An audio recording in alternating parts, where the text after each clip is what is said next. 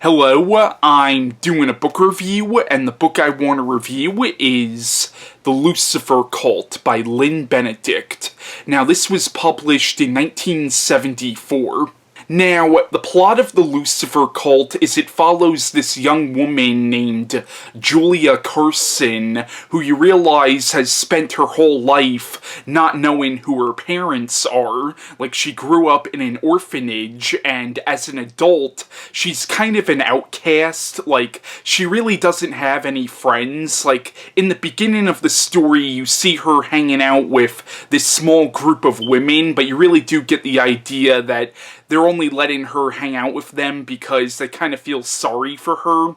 Like, they're not really her friends. But in the beginning of the story, Julia and these women are at this amusement park, and one of these women that Julia is with suggests that they go to a fortune teller. And so when they go there, when it's Julia's turn to get her fortune told, she sees this figure in the crystal ball, and all of a sudden, the fortune teller freaks out at her and says that she's evil, or she's like the daughter of evil. And later on in the story, Julia learns from another psychic that this figure that she saw in the crystal ball may or may not have actually have been the devil himself, and eventually in the story she learns who her mother actually was, and eventually this all leads her to this small town in Massachusetts. And in this small town in Massachusetts,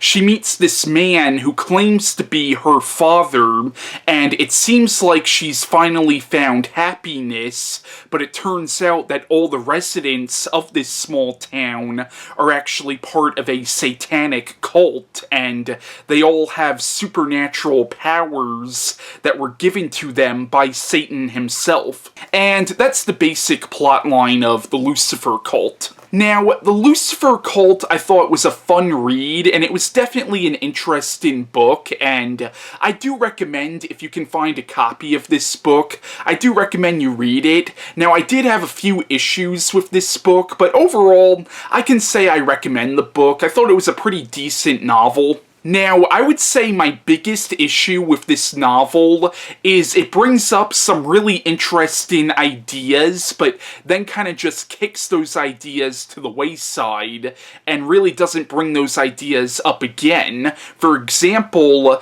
in this book, when Julia is trying to find out who her parents actually are, she goes back to the orphanage where she grew up, and you find out that this is a really, really corrupt orphanage. Like, you find out that the people there abuse the children, and it's in this really corrupt town. Like, the people who run the orphanage are friends with the police force, and that would have been a more interesting story right there. Like, where the hell's that story? Because when I was reading this, I was like, is this gonna be like the whole novel? Because that would have been really interesting, like a story about this corrupt orphanage, because when you find out about the shit that they're doing at this orphanage, it's like, holy shit, that's like really fucked up. Like, I wanted to see a whole novel about that, but unfortunately, like, that orphanage is never really mentioned again after Julia finds out what she needs to find out from it, and it's like,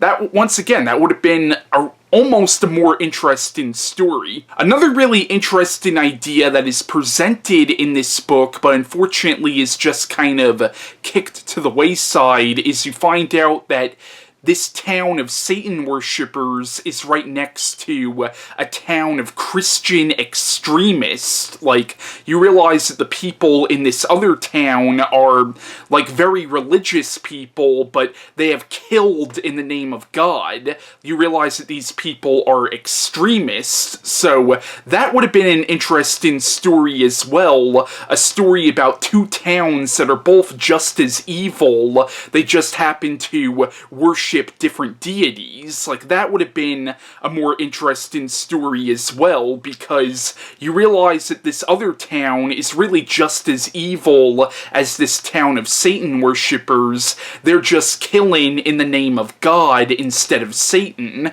and I think that would have been a more interesting story too, but once again, that idea is just brought up in the book, but then is just kind of thrown to the wayside. So I would say that's probably the biggest flaw of this novel, is it brings up ideas which almost would have been more interesting stories, but then doesn't really bring those ideas up again after it brings them up once in the story. So that's my biggest problem with this book. Another issue I had is the main character of the book. She is a likable enough character, but something that really annoyed me is like when she meets this man who claims to be her father, she's almost too accepting of this man, and it seems to take forever for her to realize that something is seriously, seriously wrong in this town, even though she starts having these like nightmares, which you find out later might not actually be nightmares.